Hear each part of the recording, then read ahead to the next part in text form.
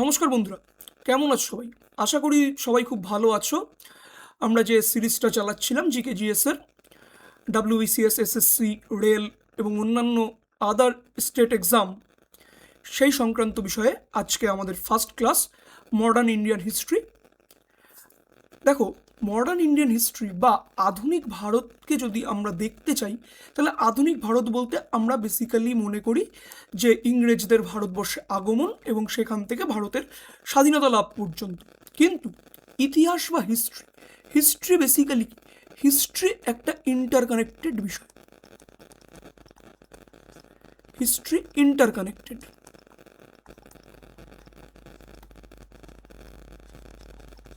তাহলে হিস্ট্রি যেহেতু আমাদের ইন্টারকানেক্টেড বিষয়, তাহলে হিস্ট্রিকে বুঝতে গেলে প্রতিটা ঘটনার সাথে তার পূর্ববর্তী ঘটনার একটা লিঙ্ক বা সংযোগ, এটাকে মেনে চলতে হয়। যখনই ভারতবর্ষে বিদেশি শক্তির কথা বলা হয়, তাহলে প্রথমেই আমাদের মধ্যে আসে কি, যে 200 বছর আমাদের মধ্যে উপর ব্রিটিশ ইস্ট ইন্ডিয়া কোম্পানি শাসন করে গেছে। কিন্তু আমরা কিন্তু কেউ বলি না যে আমাদের উপর পর্তুগিজরা শাসন করে গেছে, আমাদের উপর ডাচরা শাসন করে গেছে, আমাদের উপর ফ্রেঞ্চ ইস্ট ইন্ডিয়া কোম্পানি এরা এসে শাসন করে গেছে। ইভেন ইফ মুঘলকে আমরা আমাদের নিজেদের পার্ট বলেই মনে করি। তাহলে মডার্ন হিস্ট্রি যদি বুঝতে হয়, তাহলে শুধুমাত্র ব্রিটিশদের ভারতবর্ষে আগমন, অর্থাৎ 1757 সালে পলাশির যুদ্ধ থেকে শুরু করে 1947 15ই আগস্ট, এই যে টাইম লাইন বা এই ক্রোনোলজিটাকে মাথায় আনলে কিন্তু হবে না। এর আগের ঘটনাগুলোকেও আমাকে জানতে হবে, তাহলেই আমরা কিন্তু ইতিহাসটাকে একটু ইন্টারলিঙ্ক করে পড়তে পারবো। তাহলে বেসিক্যালি ভারতবর্ষে ব্রিটিশ সাম্রাজ্যের সূচনাকাল কোথার থেকে হচ্ছে? দেখো, ব্রিটিশরা ভারতবর্ষে আধিপত্য বিস্তার করার আগে আমাদের শাসনকে কারা করেছে? মাইটি মুঘল এম্পায়ার। ঠিক আছে, মুঘলরা আমাদের উপর শাসন করেছে। এবার এই মুঘল শাসন ব্যবস্থার কথা বললে যে রাজা রাজাদের নাম আসে, সেইখানে মুঘল সাম্রাজ্যকে কিন্তু আমরা দুটো ক্যাটাগরিতে ভাগ করতে পারি। একটা হচ্ছে গ্রেটার মুঘল বা এফিশিয়েন্ট রাজারা, আর হচ্ছে আমাদের ল্যাটার মুঘল বা আনএফিশিয়েন্ট রাজারা। বেসিক্যালি কোম্পানি বা এই যে বৈদেশিক ইউরোপীয় কোম্পানি, এদের বারবারন্ত হয়েছে কিন্তু ল্যাটার মুঘলের টাইমে। বারবার মাথায় রাখতে হবে একটাই কথা, যখন আমরা নিজেদের মধ্যে যুদ্ধ করে ভেঙেছি, তখনই বহির্শত্রু আমাদের উপর আধিপত্য স্থাপন করেছে। যেমন তুমি তোমার পরিবারের মধ্যে যদি কলহ তৈরি হয়, তাহলে পাড়াপড়শি যেমন মজা দেখে, তেমনি আমাদের নিজেদের যে ইন্ডিয়ান স্টেট, তারা যখন নিজেদের মধ্যে মানে কলহে ব্যস্ত বা নিজেদের মধ্যে আধিপত্য স্থাপনে, কে কার জায়গা কখন হাতিয়ে নেবে, এতে ব্যস্ত, তখনই কিন্তু বৈদেশিক আক্রমণ হয়েছে। এই জিনিসগুলো কিন্তু মাথায় রাখতে হবে। আজকের আলোচনার বিষয় কি, যে brief introduction of Mughal empire, Mughal এম্পায়ারের একটা সূচনা, তারপর ল্যাটার মুঘল, তাদের যে রাজরাজারা আছে তাদের পলিসি কেমন সেগুলো, ফরেন ইনভেশন বা বৈদেশিক আক্রমণ যেগুলো হয়েছিল, মুঘল এম্পায়ার কিভাবে কোল্যাপস করে যায়, তার একটা ব্রিফ অ্যানালাইসিস আমরা করব। তাহলে শুরু করা যাক। দেখো, যখনই ব্রিফ ইন্ট্রোডাকশন আমি আসছি, যখনই আমাদের গ্রেটার মুঘলের কথা আসবে, তখনই আমাদের মাথায় রাখতে হবে কি, বাবর হইল আবার জ্বর ছাড়িল ঔষধে। তাহলে প্রথম আমাদের আসছে বাবর, বাবরের পরে হুমায়ুন, হুমায়ুনের পরে হচ্ছে আকবর, আকবরের পরে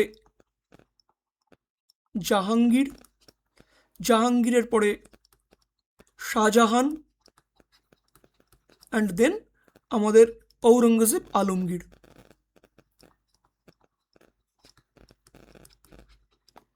দেখো, বাবর আমাদের মুঘল সাম্রাজ্যের প্রতিষ্ঠাতা। তারপরে এই যে বাবর, হুমায়ুন, আকবর, জাহাঙ্গীর, শাহজাহান অ্যান্ড ঔরঙ্গজেব, এরা আমাদের আসছে গ্রেটার মুঘলের আওতায়।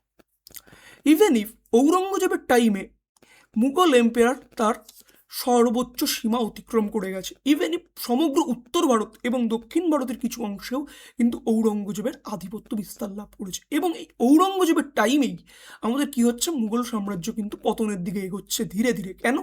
সাম্রাজ্য এত বড় হয়ে গেছে যে একা সম্রাটের পক্ষে কিন্তু সামলানো কষ্টকর। তখন কি হচ্ছে, আমাদের মনসব বাড়াতে হচ্ছে, ধীরে ধীরে আমাদের গভর্নর বাড়াতে হচ্ছে, তাদেরকে মাইনে দেওয়া, এইভাবে কিন্তু রাজকোষ ধীরে ধীরে খালি হচ্ছে। এই জিনিসগুলো কিন্তু আমরা খেয়াল করব। তাহলে মুঘলদের কথা বলতে গেলে বাবর কার লিনিয়েজ থেকে আসছে? মায়ের দিক, মাদারের সাইড থেকে আসছে গেঙ্গিস খান বা চেঙ্গিস খায়ের বংশধর। চেঙ্গিস খা কোথাকার? মঙ্গোলিয়ান। আর বাবার দিক থেকে তৈমুর লংয়ের বংশধর। তৈমুর লং কোথাকার? ইরানি পার্টি, তুর্কি, বর্তমান তুর্কিস্তান, তুর্কির লিনিয়েজ। এই দুটো গ্রেট লিনিয়েজের কিন্তু বাবরের বাবার নাম হচ্ছে ওমর শেখ মির্জা। ঠিক আছে, তাহলে প্রথম সম্রাট আসছে বাবর কি হলো? আমাদের এই 12 বছর বয়সে 1494 সালে সিংহাসনে বসেন। কোথায়? বাবরের বাবা ফারগানা অঞ্চলের সম্রাট ছিলেন। ফারগানা বর্তমান ডেটে কোথায়? আফগানিস্তান।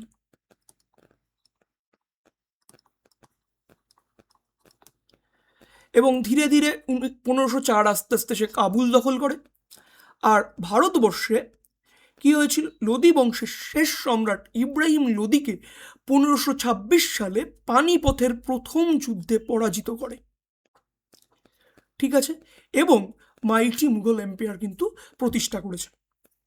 ঠিক আছে, দেন আমাদের আসছে আকবর। বাবরের পরে হুমায়ুনের কন্ট্রিবিউশন তেমন বেশি নেই। দেন আকবর কি? Greatest Mughal empire.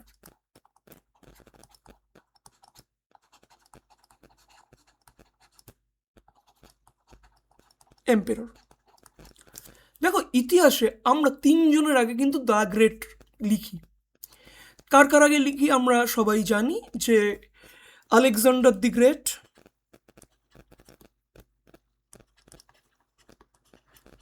তারপর হচ্ছে অশোকা দ্য গ্রেট,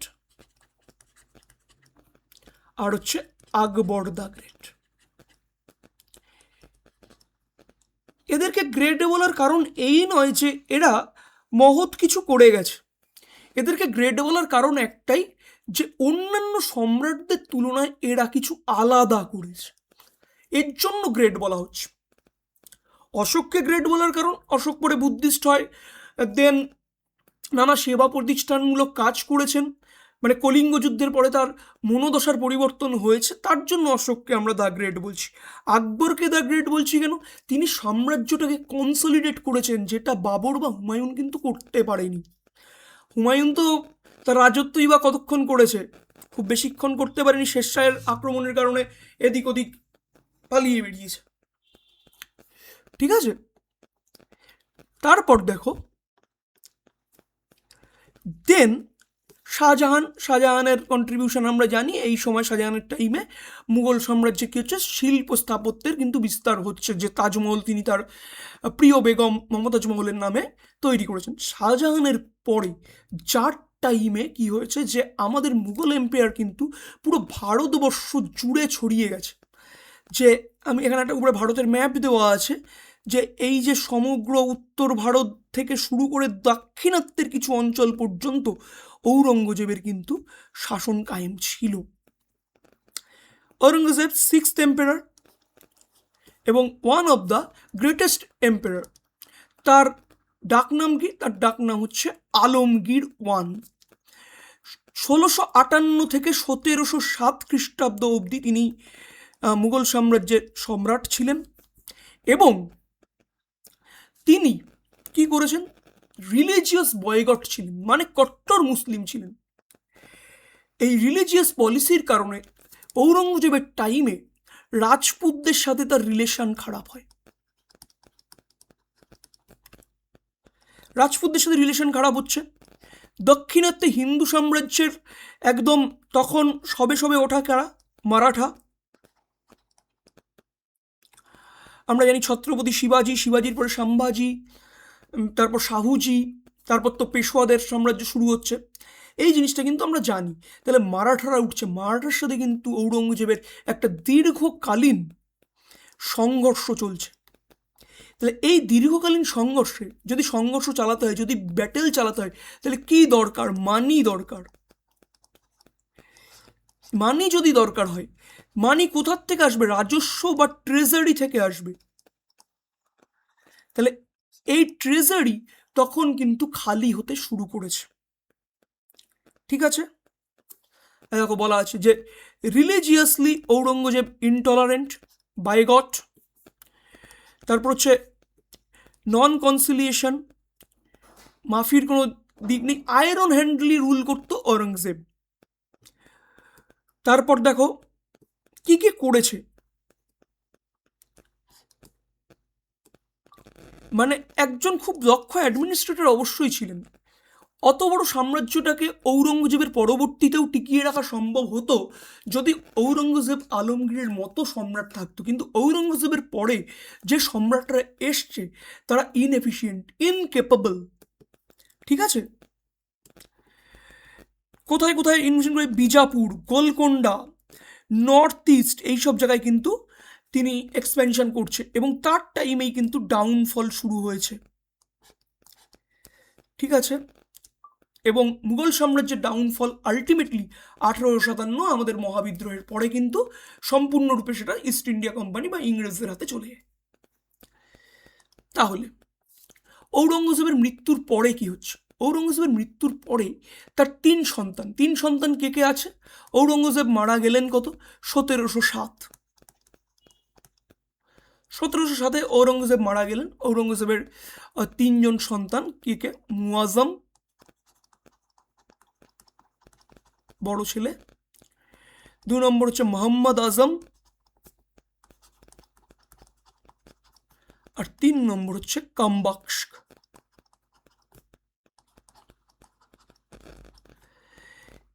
এই যে এর পরে বলছে যে কি এদের মধ্যে কি হচ্ছে?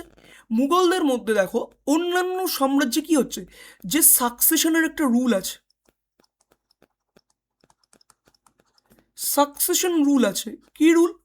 আমাদের হিন্দু যত রাজবংশ আছে এদের সাকসেশন রুল কি? যে ফাদার মারা গেলে, বাবা যদি সম্রাট থাকে, বাবা মারা গেলে এল্ডার সন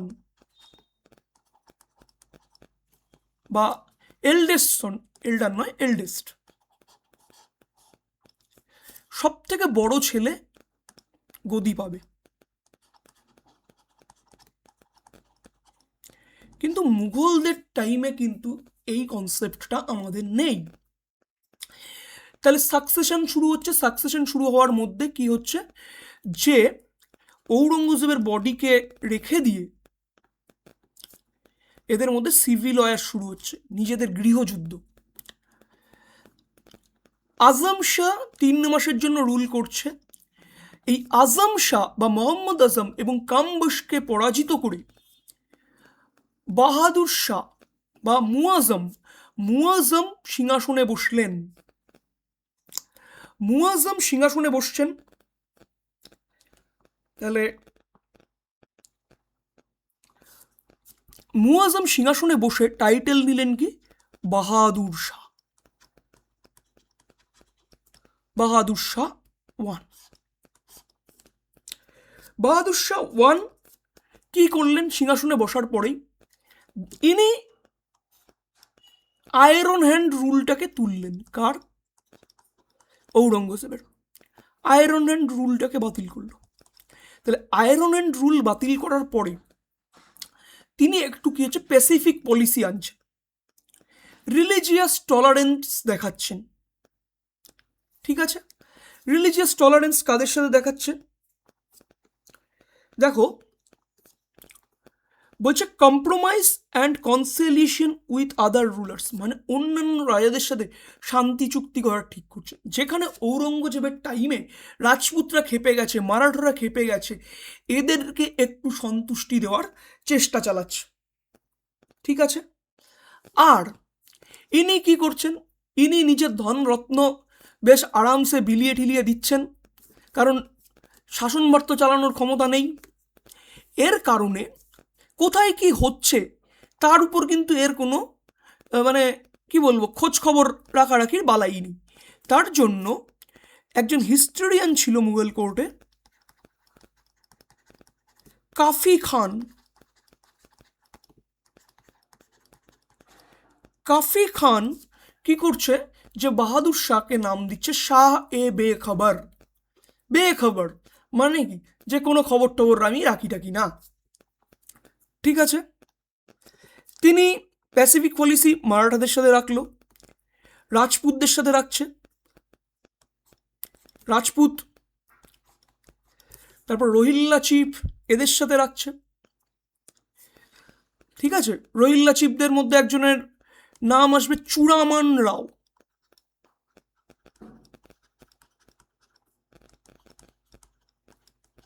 রাজপুত রাজা অজিত সিং, এদের সাথে কিন্তু ইনি টলারেন্ট বিহেভিয়ার রাখছেন। কিন্তু একজনের সাথে হয়নি, শিখদের সাথে পিস পলিসি রাখতে পারেনি। গুরু গোবিন্দ সিংকে হাই মনসব দিয়েছেন। গুরু গোবিন্দ সিংকে হাই মনসব দেওয়া হলেও গুরু গোবিন্দ সিং মারা গেল কত, 1708 খ্রিস্টাব্দে গুরু গোবিন্দ সিং মারা গেল। গুরু গোবিন্দ সিং কি, গুরু গোবিন্দ সিং হচ্ছে শিখদের দশম গুরু। তাহলে শিখদের দশম গুরু মারা যাওয়ার পরে শিখদের আর কিন্তু গুরু আসেনি, এবং তখন তারা তাদের গুরু হিসাবে গ্রন্থ সাহেব, ওদের যে ধর্মগ্রন্থ গুরু গ্রন্থ সাহেবকে ওরা ওদের গুরু মেনে নিয়েছে। কিন্তু শিখদের লিডার তখন কে? শিখদের লিডার তখন আমাদের বান্দা বাহাদুর।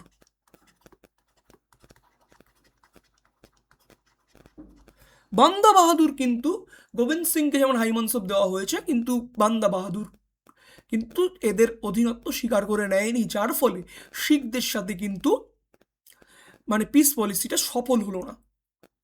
এই জিনিসটা কিন্তু মাথায় রাখতে হবে। এছাড়া ইনি মারাঠাদের কি করলো, যে স্বদেশমুখী অ্যালাউ করলো, কে চথ অ্যালাউ করলো না।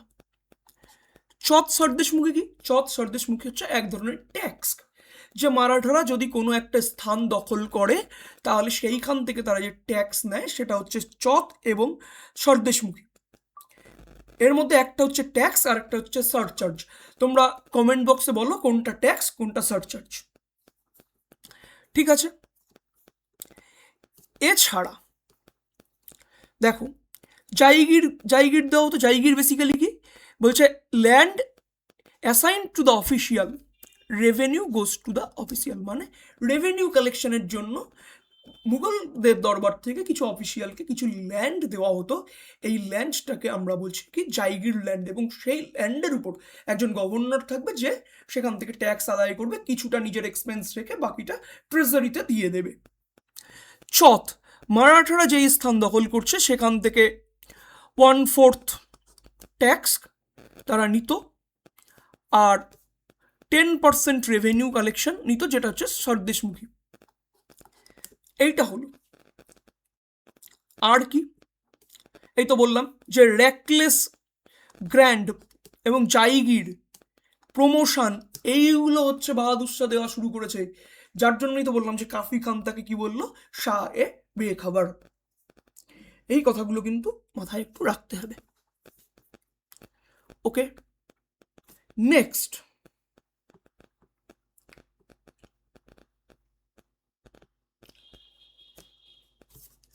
দেখো, আমি এখানটায় আরেকটা কিছু কথা বলার ছিল, যেটা আমি বলছি, যে বাহাদুর শাহ মারাঠাদের দেখো 1689 রুল কে করছে? অরঙ্গজেব।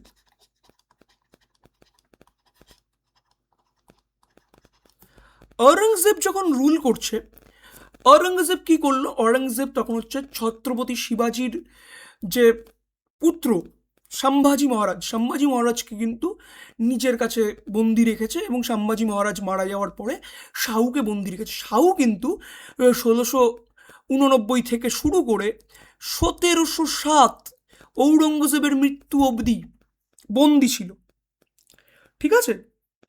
এবং বাহাদুর শাহ ওয়ান যখন আসলেন তখন কিন্তু আমাদের এই শাহুজিকে কি করলো, শাহুজিকে মুক্ত করে দিল।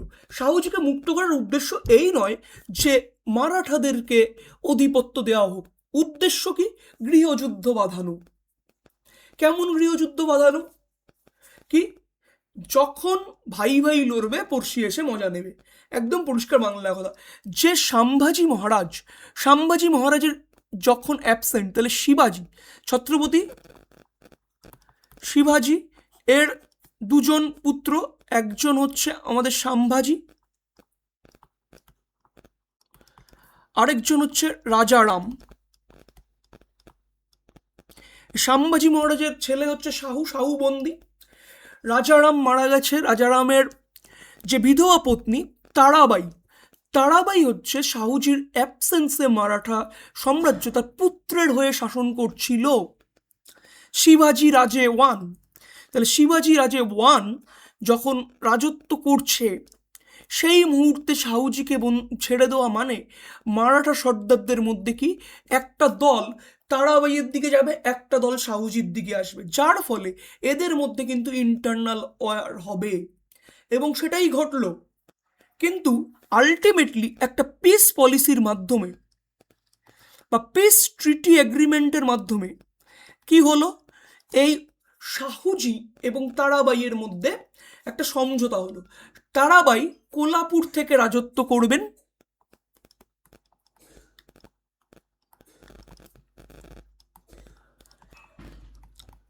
আর শাহুজি রাজত্ব করবেন কোথা থেকে, আমাদের সাতারা থেকে রাজত্ব করবেন। এই জিনিসটা কিন্তু আমাদের বাহাদুর শাহ ওয়ানের আমলে দেখা গেল। নেক্সট যে সম্রাট আসছে সেটা হচ্ছে জাহানদার শাহ। এই টাইমে জাহানদার শাহর যে টাইমটা আসছে বাহাদুর শাহ জাফরের পরে, জাহানদার শাহ রুল করছে কত থেকে কত, বাহাদুর শাহ মারা গেলেন 1712, তাহলে 1712 থেকে 1713 মাত্র 1 ইয়ারের রুল হচ্ছে জাহানদার শাহ। তাহলে জাহানদার শাহর টাইমে ব্যাপারটা কি হচ্ছে দেখো, এই টাইমে তো সম্রাটদের মধ্যে আর কোনো সে আগের সম্রাট যারা ছিল আকবর, হুমায়ুন, শাহজাহান, অরঙ্গজেব, এদের মতো তো অ্যাডমিনিস্ট্রেটিভ এবিলিটি নেই, সব তো আনেংলা। তাহলে সব যখন আনেংলা, তখন এদের দরবারে যারা আছে শাহী নোবেল পার্টি, এই নোবেল পার্টি তারা কিন্তু স্ট্রং হলো। এই নোবেল পার্টি স্ট্রং হওয়ার ফলে এরা হয়ে গেল বেসিক্যালি কিং মেকার। মানে কি, যে দেখো আমি সিংহাসনে বসবো না কিন্তু চলবে আমার, লোকে দেখবে রাজা বসে আছে কিন্তু চলছে কারণ নোবেলের। তার মানে নোবেল যদি উল্টো পাল্টা করে দায়ী হচ্ছে রাজা, ব্যাপারটা হচ্ছে তাই। তাহলে এই টাইমে যখন ভাঙলো, তাহলে নোবেলদের কিছু পার্টি আসলো, কি ইরানি পার্টি,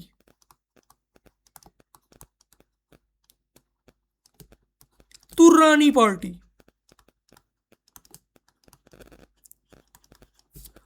আফগানি পার্টি,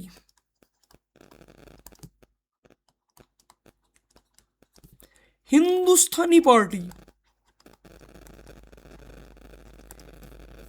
এই রকম কিন্তু পার্টিতে বিভক্ত হলো। এই রকমই একটা পার্টির একজন নোবেল ছিল, সে কে, জাহানদার শাহ। তাহলে জাহানদার শাহ নমিনেট করলো কাকে, এই জাহানদার শাহ বলছি কেন, জুলফিকার খান। তাহলে জুলফিকার খান নমিনেট করছে জাহানদার শাহকে। তাহলে জাহানদার শাহ এখন সম্রাট, কিন্তু জাহানদার শাহর হাতে কোনো পাওয়ার নেই। রিয়েল পাওয়ার কার হাতে, রিয়েল পাওয়ার কিন্তু জুলফিকার খানের হাতে। এবং জুলফিকার খান এই সময় ওয়াজির বা আমাদেরকে প্রাইম মিনিস্টার মুঘল কোর্টে। জাহানদার শাহ এসে যে কাজগুলো করলো, মারাঠাদের সাথে পিস পলিসি সাইন করলো, ইজারা সিস্টেম আনলো, রেভিনিউ সিস্টেমকে রিফর্ম করলো, আর কি করলো, জাট চূড়ামান রাও এবং রাজপুত অজিত সিং এদের সাথে পিস পলিসি সাইন করলো। এই জিনিসগুলো কিন্তু করছে। আর কি, জিজিয়া ট্যাক্সকে হাটিয়ে দিল। জিজিয়া ট্যাক্স, তাহলে জিজিয়া ট্যাক্সটা কি? জিজিয়া ট্যাক্স বেসিক্যালি মুসলিম সম্রাটরা যখন কোনো স্থান দখল করত তখন অমুসলিমদের কাছ থেকে যে ট্যাক্স আদায় করতো সেটা হচ্ছে জিজিয়া ট্যাক্স। জিজিয়া ট্যাক্স প্রথম হচ্ছে আকবর বন্ধ করলো। আকবর বন্ধ করার পরে ঔরঙ্গজেব আবার ইম্পোজ করলো। দেন জাহাঙ্গীর শাহর টাইমে জুলফিকার খান কিন্তু এটাকে আবার বন্ধ করে দিল। তার মানে এই টাইমে কিন্তু এরা হিন্দুদের সাথে প্যাসিফিক পলিসি রাখছে, কারণ তখনও মানে নামে মাত্র ভারতবর্ষের সম্রাট হিসেবে কে আছে, যে জাহাঙ্গীর শাহ রয়েছেন, কিন্তু রিয়েল পাওয়ার কাদের হাতে? রিয়েল পাওয়ার নোবেলদের হাতে এবং অন্যান্য স্টেটদের হাতে। মারাঠাদের সাথে ডিল কি করলো দেখো,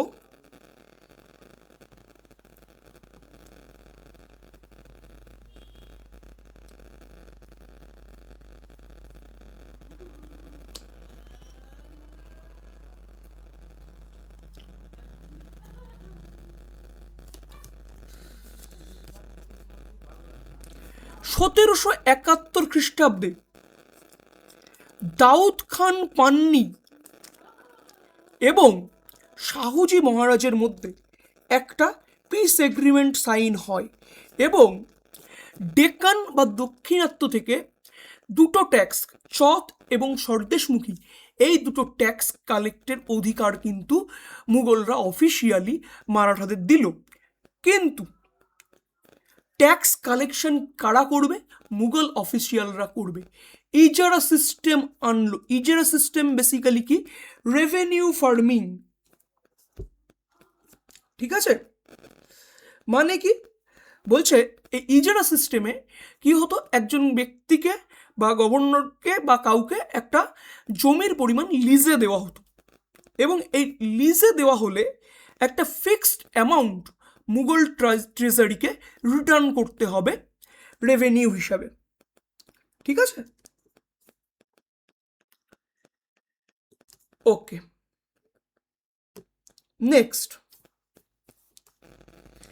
নেক্সট আসছে আমাদের মহারাজ ফারুকশিয়ার। দেখো, ১৭১২ থেকে ১৭১৩ অবধি হচ্ছে জাহাঙ্গীর শাহ। এবার ১৭১৩ থেকে আমাদের ১৭১৯ এই টাইমটা রাজত্ব করছে কে? আমাদের ফারুকশিয়ারের টাইমে এই নোবেল পার্টির মধ্যে দুজন ভাই আবদুল্লাহ খান আর হোসেন আলী খান বেড়া, এরা দুজন, এদেরকে বলা হতো সৈয়দ ব্রাদার্স। বেসিক্যালি এদেরকে ইতিহাসে কিং মেকার্সও বলা হয়।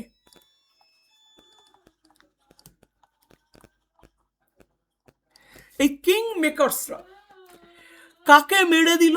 জুলফিকার খানকে মেরে দিল এবং জুলফিকার খানকে মেরে দিয়ে জাহাঙ্গীর শাহকে অন্ধ করে মেরে দেওয়া হলো। বসলো ফারুকশিয়ারকে সিংহাসনে বসালো। ফারুকশিয়ার খান কি? সৈয়দ ব্রাদার্সের পাপেট, কাঠপুতলি, পরিষ্কার বাংলা কথা। এবং ফারুকশিয়ারের টাইমেই যেটা ঘটলো, ১৭১৬ সাল বান্দা বাহাদুর শিখ লিডার, তাকে হত্যা করা হলো। এছাড়া এই ফারুকশিয়ার নিজে মুঘল সম্রাটের কবর খোঁড়ার জন্য একদম বড়সড় কাজ করলেন। ইস্ট ইন্ডিয়া কোম্পানিকে কি দিল? ১৭১৭ ফারমান দিল। বেসিক্যালি এটা দেওয়ার কারণ কি? এর পেছনে একটা কাহিনী আছে, যে ফারুকশিয়ার বিয়ে করবেন, তার আগে তিনি পাণ্ডু রোগে আক্রান্ত এবং একজন ব্রিটিশ ডক্টরের সহায়তায় তিনি সুস্থ হয়েছেন। এই মুহূর্তে আমার নেমটা খেয়াল আসছে না, পরে আমি বলে দেবো। তাহলে তিনি সুস্থ হলেন সুস্থ হওয়ার পরে পরিণামস্বরূপ ব্রিটিশরা তাদের কাছে কন্ডিশন পরে রাখবে বলে ঠিক করলো এবং 1717-তে কিছু ফারমান চেয়ে বসলো। এই ফারমানে কি করা হলো? এই ফারমানে ফারুকশিয়ার নিজের কবর নিজেই খুঁজলেন। কিভাবে? এই ফারমানে 3000 টাকার বিনিময়ে কি করতে হবে? বার্ষিক 3000 টাকার বিনিময়ে ট্যাক্স ফ্রি ট্রেড করতে পারবে English east India company Bengal, Bihar এবং উড়িষ্যায়। এই একটা খুব বড়সড় ফ্যাসিলিটি ইস্ট ইন্ডিয়া কোম্পানি কিন্তু পেয়ে গেল। আর কি পেল ইস্ট ইন্ডিয়া কোম্পানি? আরেকটা ফ্যাসিলিটি পেল, যে আগে কি হতো, আগে কয়েনের মধ্যে মুঘল এম্পায়ারের স্ট্যাম্প থাকতো। তার মানে সারা ভারতবর্ষে কয়েন কার চলবে? মুঘল এম্পায়ার। এবার বললো না, ইংলিশ ইস্ট ইন্ডিয়া কোম্পানির কয়েনও চলবে। তার মানে ইংলিশ ইস্ট ইন্ডিয়া কোম্পানিকে কারেন্সি মিন্ট করার পারমিশন দিয়ে দিল। যখনই তুমি অন্য কাউকে কারেন্সি মিন্ট করার পাওয়ার দিচ্ছ, তুমি বেসিক্যালি কি করছো? তোমার স্বাধীনতা অন্যের হাতে তুলে দিচ্ছ। তুমি বলছো আবেল মুঝে মার। ঘটনাটা তাই ঘটলো। এবং সম্রাটের এইসব জিনিস যদি হয়, জেনারেলি তুমি পাপেট হচ্ছে কার? সৈয়দ ব্রাদার্সের পাপেট। তাহলে সৈয়দ ব্রাদার্সের পাপেট হয়ে তুমি সৈয়দ ব্রাদার্সের বিরুদ্ধে আচরণ করবা, আর সৈয়দ ব্রাদার্স মেনে নেবে? মেনে নেয়নি। 1719 সালে কি করলো? সৈয়দ ব্রাদার্স ফারুকশিয়ারকে বন্দি করলো, প্রিজনে রাখলো, কিছুদিন পরে মেরে দিল। এবং মুঘল হিস্ট্রিতে এই প্রথম এই ঘটনা ঘটলো যে সম্রাট নিজের নোবেলদের হাতেই হত্যা হলো। ভালো কথা। এরপরে সৈয়দ ব্রাদার্স খুব শর্ট টাইমের জন্য দুজন এসছে। কে কে এই শর্ট টাইমের জন্য আসবে? রাফিউদ্দৌলা আর রাফিউদ্দুরাজাত, এরা আসবে। তাহলে রাফিউদ্দৌলা এবং রাফিউদ্দুরাজাত যে আসবে, এরা কিন্তু খুব কম টাইম রাজত্ব করেছে, একজন 4 মাস এবং একজন 3 মাস মতো। বেসিক্যালি এরা মরে গেছে, তার কারণটা কি? ভাই, আমাদের খুব প্রিয় জিনিস মদ্যপান, লড়কি নাচায়েঙ্গে, ডান্স দেখেঙ্গে। তাহলে ডান্স দেখবো, মদ্যপান করব, হুক্কা পান করব, এই জিনিসগুলোর উপর কিন্তু এরা মজা নিচ্ছে। আর নোবেলরা ওদিকে বলছে ঠিক আছে, সম্রাট নিজের মজায় থাক, আমরাও টাকা পয়সা বেশ একটু কামিয়ে ফামিয়ে নেই। ঠিক আছে, এবার একটু সৈয়দ ব্রাদার্সদের সম্পর্কে জানি। সৈয়দ ব্রাদার্সরা মোটামুটি আমাদের 1713 থেকে 1720 অবধি ছিল। এরা রিলিজিয়াস টলারেন্স ছিল, মানে অন্য ধর্মকে সম্মান দিয়েছে, জিজিয়া ট্যাক্স এবং পিলগ্রিমেজ ট্যাক্সকে তুলে নিয়েছে।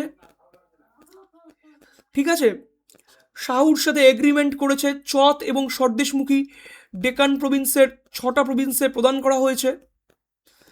আর এর পরিবর্তে শাহু কি করবে? মুঘল এম্পায়ারকে 10 লাখ টাকা এবং 15,000 সোলজার সুরক্ষা প্রদানের জন্য দেবে। ঠিক আছে, বেসিক্যালি ডাউনফলটা সৈয়দ ব্রাদার্সের কখন আছে? মুঘল সম্রাটদের উপর এই সৈয়দ ব্রাদার্সের বাড়াবাড়ি। সৈয়দ ব্রাদার্স বেসিক্যালি নোবেল হয়ে দেখবে, তুমি করাপশন করে হোক আর তুমি যখন তোমার পরিশ্রমের দ্বারাই হোক, তুমি বেশি প্রসপারাস হয়ে যাবে না, তখন পাড়াপড়শি সেটা সহ্য হবে না।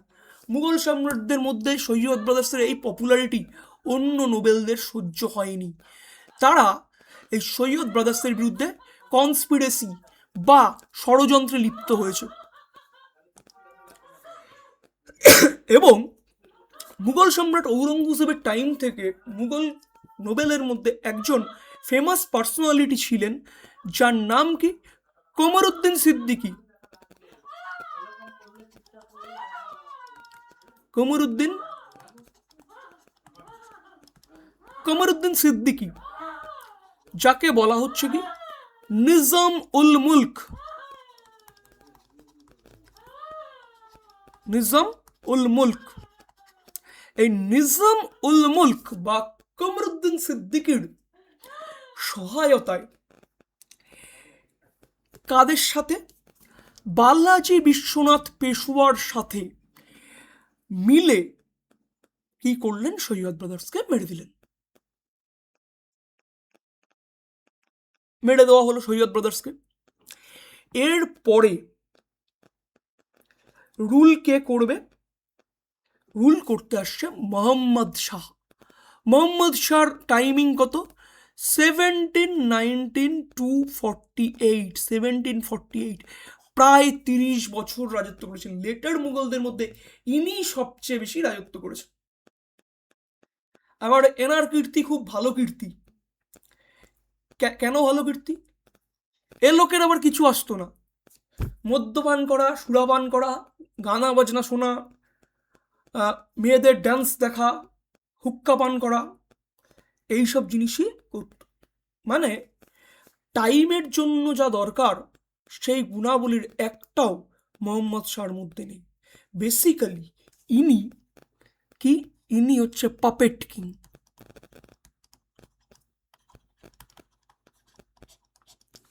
Puppet king. তাহলে পাপেট কিং দেখো, অ্যাডিক্টেড টু লাক্সারি, আর কোরাপ্ট নোবেলদের মধ্যে থাকছে, নোবেলরা যা বলছে মেনে ফেনে নিচ্ছে।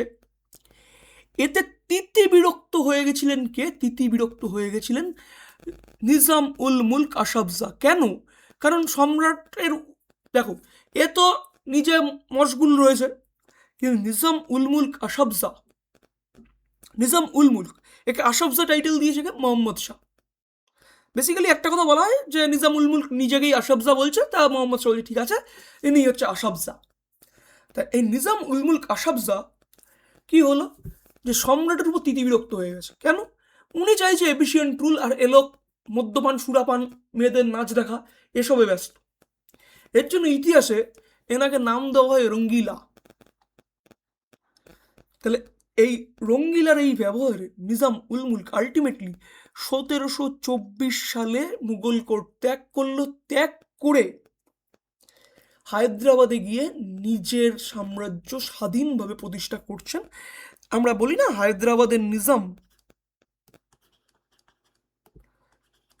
তাহলে হায়দ্রাবাদে গিয়ে কিন্তু নিজাম নিজের আধিপত্য কায়েম করছে। এই দেখো, এই যে ম্যাপে দেখানো হচ্ছে হায়দ্রাবাদ স্টেট, এই হায়দ্রাবাদ স্টেটে কিন্তু নিজাম উল মুলক নিজের আধিপত্যটাকে কায়েম করে নিয়েছে।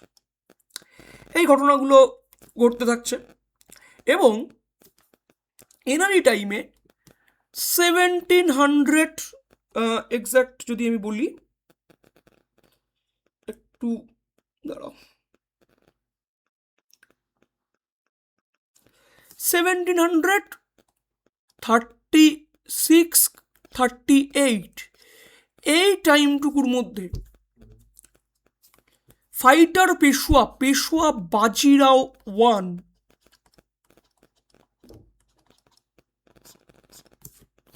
দিল্লি আক্রমণ করেছে। এনারই টাইমে কি হচ্ছে, যে বেঙ্গল, আওয়াধ, তারপর হচ্ছে হায়দ্রাবাদ,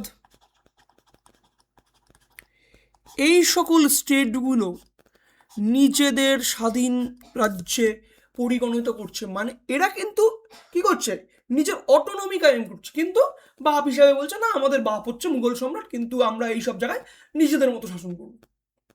পরিষ্কার বাংলা কথা, যে এই দেখো ইন্ডিপেন্ডেন্ট স্টেট তৈরি হচ্ছে, আওয়াধ, বেঙ্গল, হায়দ্রাবাদ, ঠিক আছে। তার মানে এম্পায়ার তখন নমিনাল হেড, এম্পায়ার তখন কি নমিনাল হেড, এই জিনিসটা ঘটছে। এরই টাইমে 39 আসলো। 39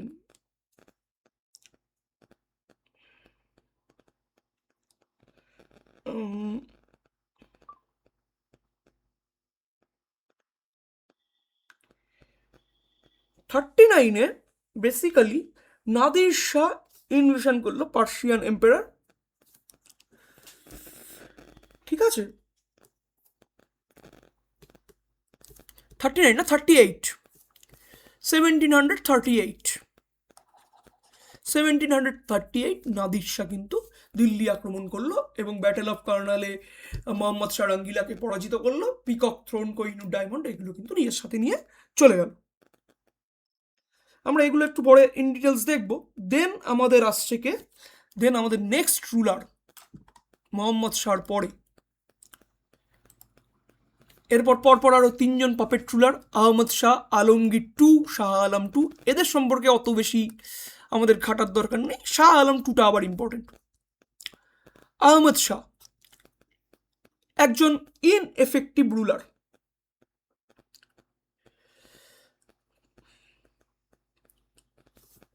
নাম রেখেছে আহমদ শাহ বাহাদুর, তাহলে তিনি বাহাদুর? বাহাদুর মোটেও না। এনার টাইমে মুঘল সাম্রাজ্য একেবারে উইকনেসের চরমে পৌঁছে গেছে। আবার এর কাহিনী আবার আলাদা। ইনি কি, মায়ের আঁচলের তোলার সন্তান, নিজে কিছু করতে পারে না, ইনএফেক্টিভ রুলার। তার হয়ে রুল করছে কে? উদমবাই। উদমবাইকে বলা হয় কুইন মাদার।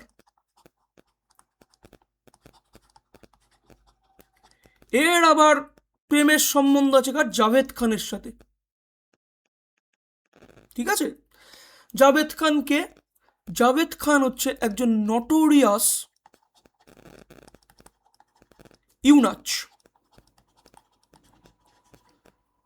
মানে একজন হিজড়ে, তার সাথে প্রেমের সম্পর্ক, এবং এরা মিলে রুল করছে। তাহলে কি আর সাম্রাজ্য টিকবে না? তাহলে সেই টাইমে ওয়াজির হচ্ছে ইমাদ উল মুল্ক। ইমাদ উল মুল্ক আহমদ শাহকে কি করলো? ব্লাইন্ড করে দিল, চোখে অন্ধ করে দিয়ে তাকে মেরে দিল। ঠিক আছে, 1752-তে। দেন আরেকজন আসছে আলমগীর টু। আলমগীর টু কি? 55 বছরের বুড়ো।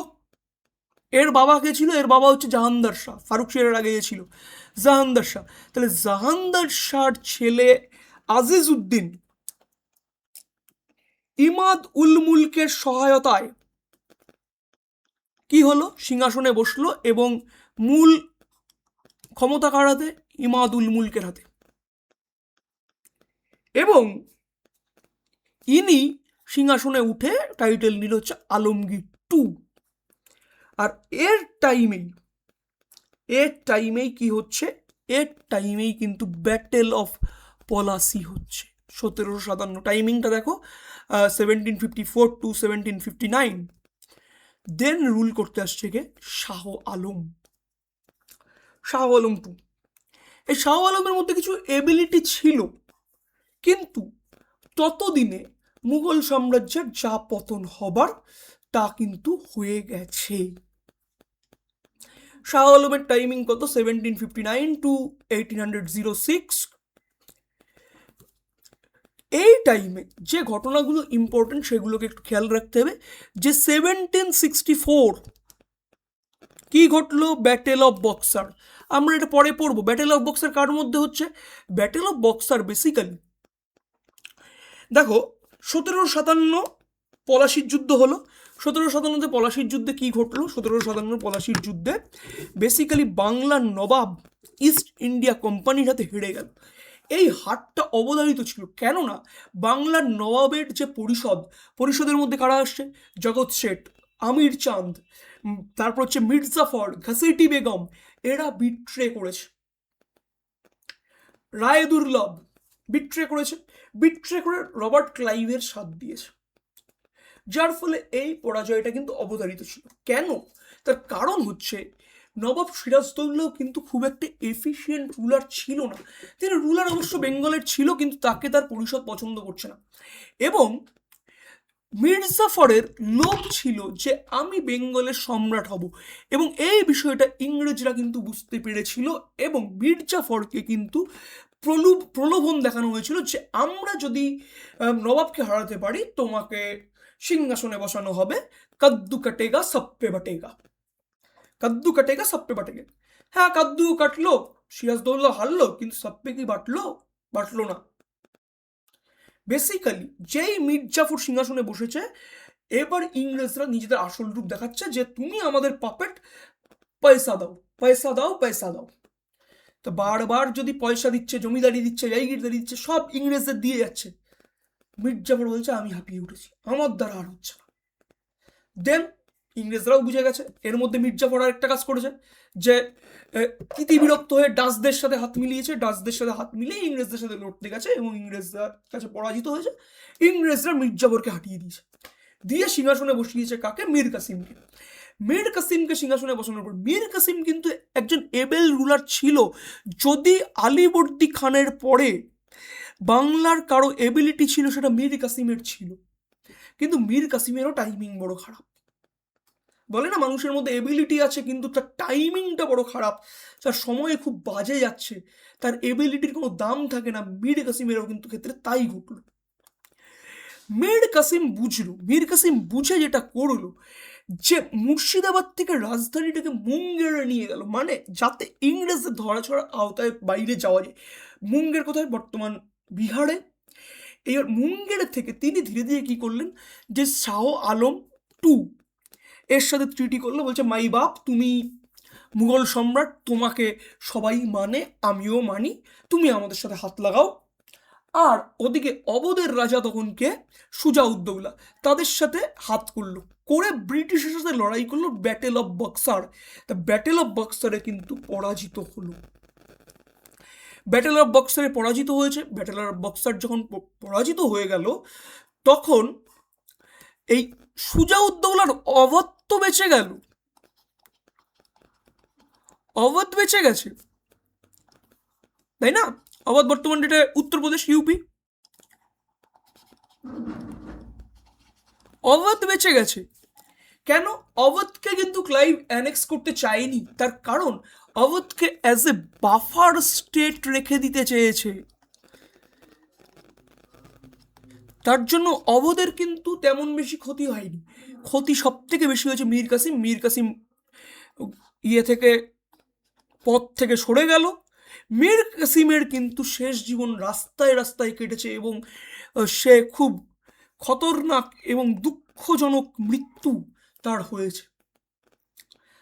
ক্ষতিকার হলো, ক্ষতি হলো কিন্তু আমাদের শাহ আলম টু এর।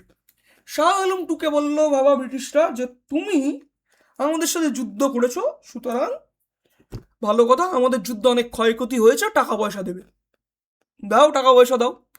56 লাখ টাকা দিতে হলো কাকে? ইস্ট ইন্ডিয়া কোম্পানিকে ওয়ার ইনডিমনিটি হিসাবে।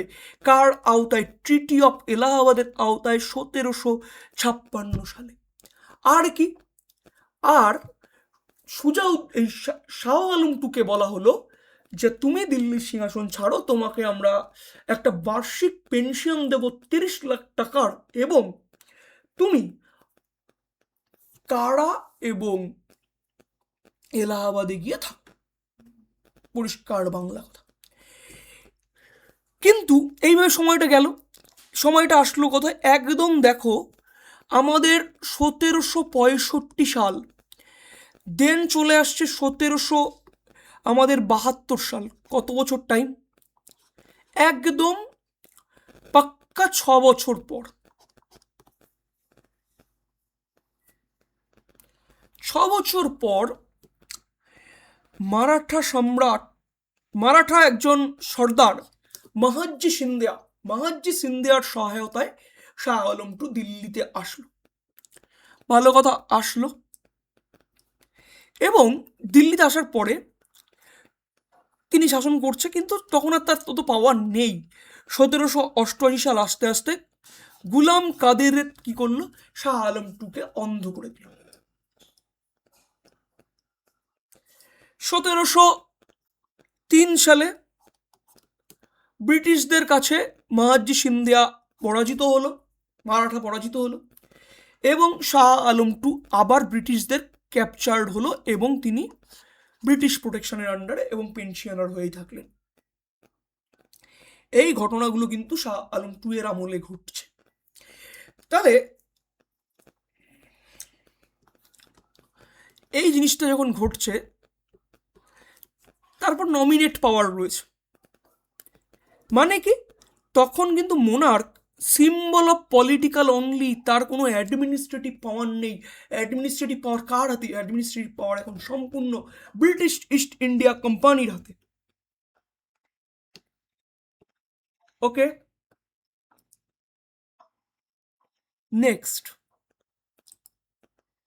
নেক্সট আসছে আকবর শাহ টু।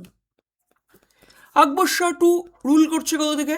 1806 থেকে 1837 সাল অবধি রুল করছে। এর হচ্ছে পাওয়ার আর নেই বললেই চলে, লিমিটেড পাওয়ার। 1835 সালে যেটা হয়ে গেল যে ইস্ট ইন্ডিয়া কোম্পানি, আগে দেখো এই যে মুঘল সম্রাটের আমলে মুঘল কয়েন ইস্যু হতো। মুঘল কয়েনে এই আমাদের কি আরবি ভাষায় লেখা হয়েছে, উর্দু ভাষায় লেখা হয়েছে। এই কয়েন ব্যান করে দিল ইস্ট ইন্ডিয়া কোম্পানি, এবং পুরো দেশে এখন ইস্ট ইন্ডিয়া কোম্পানির ইস্যু করা কয়েনই চলবে। এই জিনিসটা হবে। ইনি কিছু ভালো কাজ করেছে। ফুল ভালো কি শের নামক হিন্দু মুসলিম ইউনিটির জন্য একটা ফেস্টিভ্যাল রেখেছে। আর কি করেছে এই আকবর শাহ টু? একটা জিনিস কোশ্চেন আসতে পারে যে রামমোহন রায়কে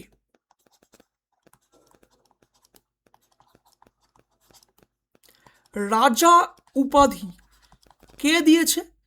আকবর শাহ টুর দেওয়া রাজা রামমোহন রায় রাজা টাইটেল দিয়েছে।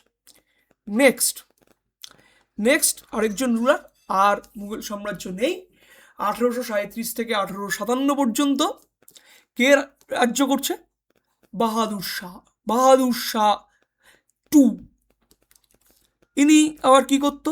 বয়স্ক রাজা, খুবই বয়স্ক। তিনি গদিতে বসতেন, হুক্কা মুক্কা পান করতেন,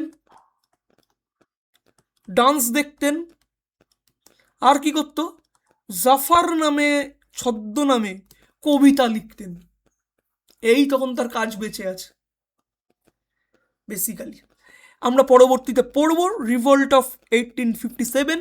বেসিক্যালি আমাদের যে সেনা ক্যাম্পগুলোতে হিন্দু ব্রাহ্মণ সেনারা রয়েছেন তারা বিরোধিতা করেছিল, যেটা আর কি মহাবিদ্রোহের একটা অন্যতম কারণ, যে এনফিল্ড রাইফেলে গরু এবং শূকরের চর্বি ব্যবহার করা হতো। এই জন্য ক্ষেপে উঠে তারা ব্রিটিশদের বিরুদ্ধে, ব্রিটিশ অফিসিয়ালদের বিরুদ্ধে রিভোল্ট শুরু করেছে। তখন বাহাদুর শাহকে এম্পায়ার অফ হিন্দুস্তান বা একজন সর্বস্ব প্রতিনিধি মেনে ব্রিটিশদের বিরুদ্ধে যুদ্ধে নেমেছিল। যদিও মহাবিদ্রোহ ব্রিটিশরা কঠোর হাতে দমন করেছিল, এবং দমন করার পরে বাহাদুর শাহকে বন্দি করা হলো, রেঙ্গুনে পাঠিয়ে দেওয়া হলো, এবং রেঙ্গুন বর্তমান মায়ানমারে, রেঙ্গুনে 1862-তে বাহাদুর শাহ মারা গেলেন। এবং বাহাদুর শাহর ছেলেদের কি করা হলো, যেটা বিভিন্ন বইয়ে পাওয়া যায়, আমি সেটাই বলছি, যে ব্রিটিশরা তোপ বা কামানের মধ্যে ঢুকিয়ে দিয়ে চালিয়ে দিয়েছে।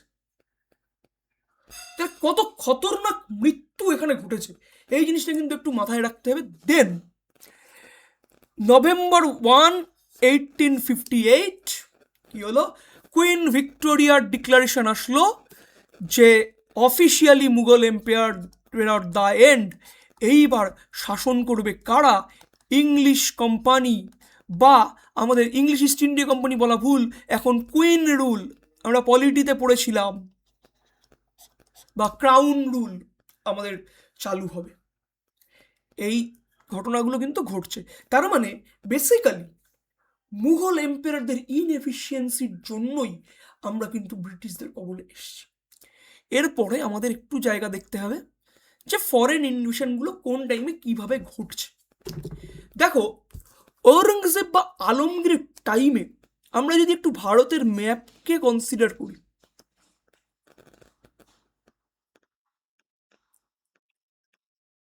যে আমি উপরের পার্টটাকেই আঁকছি,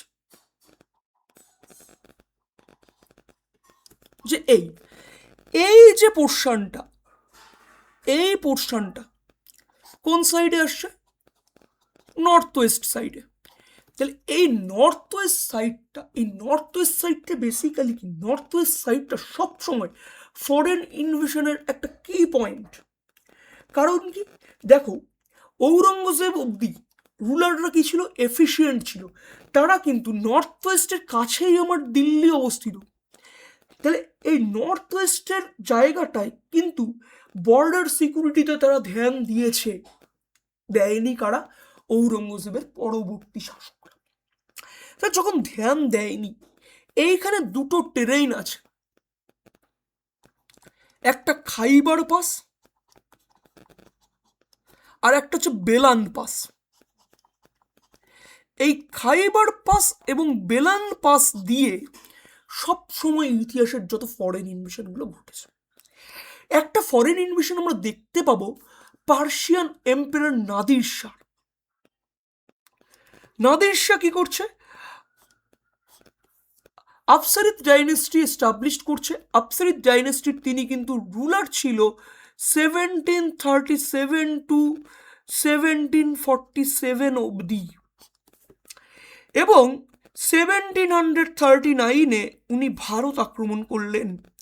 1739-এ মোহাম্মদ শাহকে ব্যাটেল অফ কর্নালের যুদ্ধে পরাজিত করলো। কর্নালের যুদ্ধে পরাজিত হওয়ার পরে কিছুদিনের মধ্যেই দিল্লিতে লুটপাট শুরু করে নাদির শাহ। বেশি দিন কিন্তু দিল্লিতে তিনি স্টে করেনি, যে কদিনে স্টে করেছে চরম লুটপাট করেছে এবং ম্যাসাকার করে রেখে দিয়েছে, রক্ত রঞ্জিত করে ছেড়ে দিয়েছে, লুণ্ঠন করে নিয়েছে। তাজমহলের থেকে হিরে জহরত একেবারে খুঁচিয়ে খুঁচিয়ে নিয়ে চলে গেছে, পিকক থ্রোনকে সাথে নিয়ে চলে যায়, আর কি কোহিনূর ডায়মন্ড নিয়ে চলে গেল। এই কোহিনূর ডায়মন্ডের একটা কাহিনী আছে, পরবর্তী কোনো সময়ে আমরা এটা নিয়ে একদম বিস্তারিত আলোচনা করব। এই কোহিনূর ডায়মন্ডকে বেসিক্যালি অভিশপ্ত হীরা বলা হয়। কেন বলা হয় এটা নিয়ে পরে আমরা বুঝব। যখনই কোনো পুরুষের হাতে এই হিরে গেছে না, তখন তার বংশ নির্বংশ করে ছেড়ে দিয়েছে। এই জিনিসটা আমরা পরে একটা ইন্টারেস্টিং কাহিনী, যদিও এক্সাম পয়েন্ট অফ ভিউতে ইম্পর্টেন্ট নয়, তা গল্পের ছলে আমি কোনো একটা টাইমে বলব। ওকে, দেন এই নাদির শাহর পর, নাদির শাহ মারা গেলেন। নাদির শাহ মারা যাওয়ার পরে ক্ষমতা কার হাতে আসলো? এই নাদির শাহের একজন স্লেভ আহমদ শাহ আবদালি, যাকে শাহ দুররানি বলা হয়, তিনি আফগানিস্তানের সিংহাসনে বসলেন এবং 1948 সাল থেকে 67 অবধি বিভিন্ন টাইমে ভারতবর্ষ আক্রমণ করেছে। দেখো, 1757 সালে দিল্লি আক্রমণ করলো। নাজিবুদ্দৌলাকে দিল্লিতে সম্রাটের কেয়ারটেকার হিসাবে রেখে দিল। সম্রাটের কেয়ারটেকার হিসাবে রেখে দিয়েছে, ঠিক আছে। দেখো, এই টাইমে মুঘল এম্পায়ারকে আলমগীর টু, নাজিবুদ্দৌলা রোহিল্লা চিফ, এই রোহিল্লা চিফ কে রেখেছে, আর এনাকে পোস্ট দেওয়া হয়েছে মীর বক্সি। এই পোস্টটা দেওয়া হয়েছে, চলে গেছেন, ভালো কথা। এইবার 1758 সাল আসলো। দেখো, মারাঠা সর্দার রঘুনাথ রাও। এই রঘুনাথ রাও কি করলো? রঘুনাথ রাও দিল্লি আক্রমণ করলো এবং নাজিবুদ্দৌলাকে দিল্লি থেকে হাঁটালো, আর কি পাঞ্জাব ক্যাপচার করে নিল। পাঞ্জাব আগে ক্যাপচার কে করেছে? পাঞ্জাব ক্যাপচার করেছিল কিন্তু আহমদ শাহ আবদালি। আহমদ শাহ আবদালি যখন পাঞ্জাব ক্যাপচার করে নিয়েছে, তখন এই খবর যখন আহমদ শাহ আবদালির কাছে গেছে, তখন 1761 সাল আহমদ শাহ আবদালি রিভেঞ্জ নেওয়ার জন্য আসলো এবং মারাঠাদের পরাজিত করলো। কিসে? আমাদের থার্ড ব্যাটেল অফ পানিপথে পরাজিত করলো। থার্ড ব্যাটেল অফ পানিপথে পরাজিত করলো। মারাঠাদের পক্ষে ব্রেভারির সাথে যুদ্ধ করছিল কে? আমাদের দেখো বাজিরাও ওয়ান। বাজিরাও ওয়ানের ভাই ছিল হচ্ছে চিমাজি আপ্পা। তাহলে চিমাজি আপ্পার ছেলে সদাশিব রাও ভাও। এই সদাশিব রাও ভাও কিন্তু মারাঠা আর্মিকে লিড করছে পানিপথের থার্ড ব্যাটেল। পানিপথ সিনেমাটা তোমরা দেখেছো, এখানে সদাশিব রাও ভাইয়ের ভূমিকা কে পালন করেছে একটু কমেন্টে জানিও। সবাই যদিও জানি অর্জুন কাপুর। আর আহমদ শাহ আবদালির ভূমিকাটা কে পালন করেছে একটু কমেন্টে বলো, এটা আমি আর বললাম না। তাহলে সদাশিব রাও ভাও। আর কে রয়েছে? বাজিরাওয়ের ছেলে মানে মস্তানির ছেলে শমশের বাহাদুর। এরা ব্রেভারির সাথে লড়াই করেছে, কিন্তু ব্যাটেলে দুজনেই মারা গেছে। আলটিমেটলি আবদালি জিতলো, কিন্তু আবদালি আর থাকেনি। আবদালি এখান থেকে আবার আফগানিস্তানে ফিরে গেছে। আবদালি ফিরে যাওয়াতে বলে না ক্ষতিকার হল, না আবদালির লাভ হয়েছে না মারাঠাদের লাভ হয়েছে, মধ্যাপথে লাভ হয়ে গেছে কার? ইংরেজদের। ইংরেজরা দূর থেকে দেখছে, ভাই তোরা লড়, নিজেরা মেরে কেটে মর, আমি শাসন করব। তাহলে এই টাইমে কি হলো? মুঘল এম্পায়ারের প্রেস্টিজ নষ্ট হলো, ফাইন্যান্স নষ্ট হয়েছে, অ্যাডমিনিস্ট্রেশন প্যারালাইজড হয়ে গেছে, পঙ্গু হয়ে গেছে। এম্পায়ার শুধুমাত্র দিল্লিতেই সীমাবদ্ধ হয়ে রয়েছে, আর কিচ্ছু কিন্তু ঘটেনি এই টাইমটায়। দেন দেখো মুঘল এম্পায়ারের ডিক্লাইন কিভাবে হলো, তার যে রিজনগুলো, এই রিজনগুলো নিয়ে আমরা পরবর্তী ভিডিওতে আলোচনা করব, নাহলে ভিডিওটা একটু বড় হয়ে যাবে। তাহলে আজকের ক্লাসটা আমি এই অবধি রাখছি, নেক্সট ক্লাসে আবার তোমাদের সাথে দেখা হবে।